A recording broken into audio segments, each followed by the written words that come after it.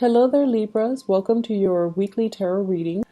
The first five cards deal with your love reading, and the second five cards deal with your other areas of your life, career, work, family, etc. First of all, the theme for this week is how do I manifest the relationship? What do I say? What do I do? How do I nudge it along? How do I interact with the other person? How do I get things going, get the momentum going? So rather than you sitting still and waiting for things to come to you, this is the week where I feel like that fire is lit under your butt, where you're like moving things along, you're pushing for things, and you're getting things started from your end. The reason why I say manifest is we have the Magician in the reverse. The Magician in the reverse, it's like everything is there, everything is laid out in front of you, but for some reason you're not really seeing a solution. Okay? And they're saying as well, the Magician here, he's pointing to this Two of Swords. You're not really seeing a solution because you're not really listening to your intuition. You're also not opening up and being expressive as to how you feel. And so everything is at a standstill between you and a love relationship partner is because you're at a stalemate or at an impasse with one another, where the emotions are so strong, but no one is really budging. This person is not opening up. This person is, their heart is guarded. They're choosing not to see. They're choosing to ignore this connection. And so it creates the same dynamics where the other person is like, okay, well, you're ignoring me. Well, I'm going to ignore you too because now I think you don't like me. And so we're at a point where you have people that are mirroring one another. You might be dealing with another air sign, Aquarius, Gemini, or Libra, because the mirroring energy is they reflect back at you whatever you give back to them. And so it could be, water sign or even like another air sign, because air signs are notorious for reflecting off other air signs. What I feel that you might emotionally be very aware of this, but rationally, like mentally, you might not be aware of this. And what I mean by that is there is a really strong emotional connection you have with another person. And when I say emotional connection, the way that it manifests for air signs, it starts with a lot of sexual chemistry. If it was a regular emotional connection, air signs will never recognize it because this is not the realm that they're comfortable dealing in. Because, they can feel things really, really intensely, but they're like, oh, that's not rational. Why should I feel this way when I, barely know the other person? So the way in which the emotional connection plays out for a lot of air signs is that it triggers, it's almost like it transforms into sexual chemistry. And because you feel this, it's really hard for you to ignore. So you choose to give that person a second glance, right? You choose to pay a little bit more attention to that other person because you're like, where is this coming from? Why am I worked up? Why am I riled up whenever they're around? Why do I look at them more? Why do I feel so anxious when they're around? It's physical chemistry, and the chemistry is what's really denoting to you. It's possibly a soulmate connection.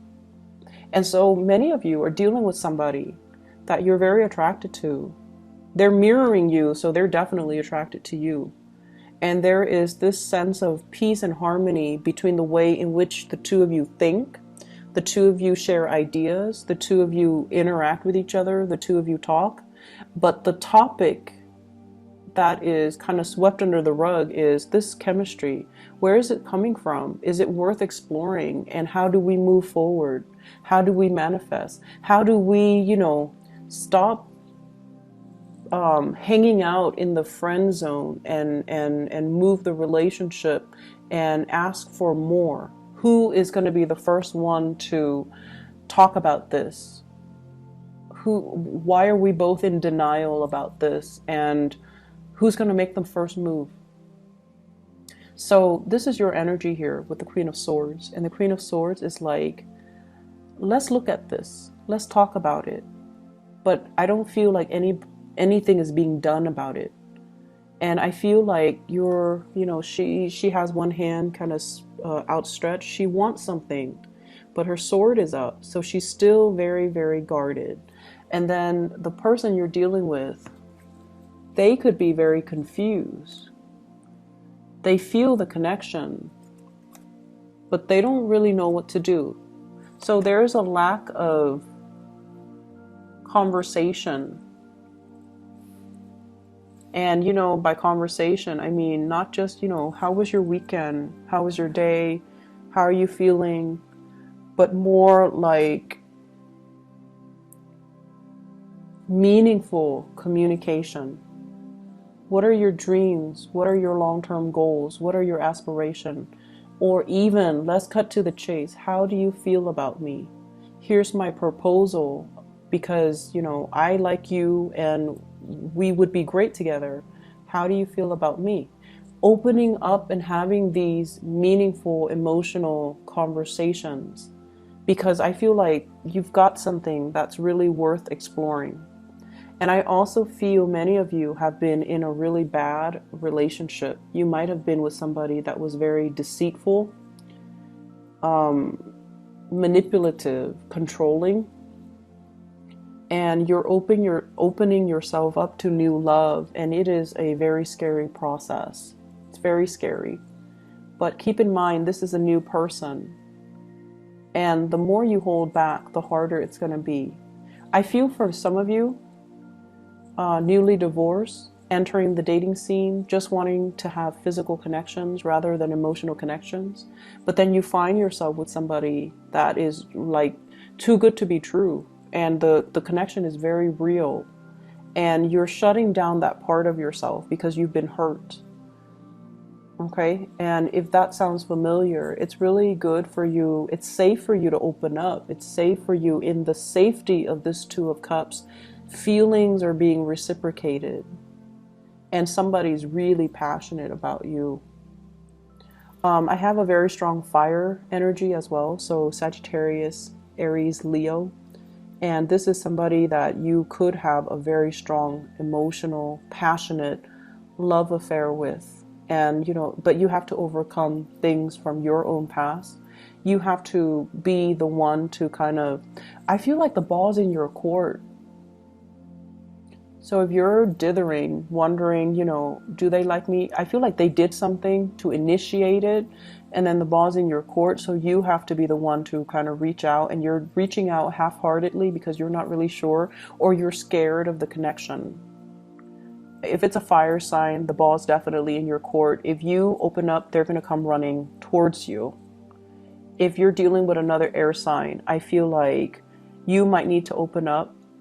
No, if it's another air sign, they might need to be a little bit more playful. You can joke with them and allow something to grow. But either way, make an action. Make an action, okay? Other areas of your life. So here's what I'm seeing. Work. So you guys are kind of like, doing what you're supposed to do, following rules and protocols, doing things by the book, and waiting for your opportunity to advance, right? And I feel like emotionally, financially, things are really good. And because finances are really good, emotionally, you feel okay about staying where you're at. Emotionally, you feel okay. You have a lot of coworkers that you like. The work environment itself is very harmonious. Things are falling into place. You're learning the ropes. You can there's safety in the familiar, right? Like you can do your work blindfolded. I mean, it'll be a little bit harder, but you know it well enough where you can definitely do it.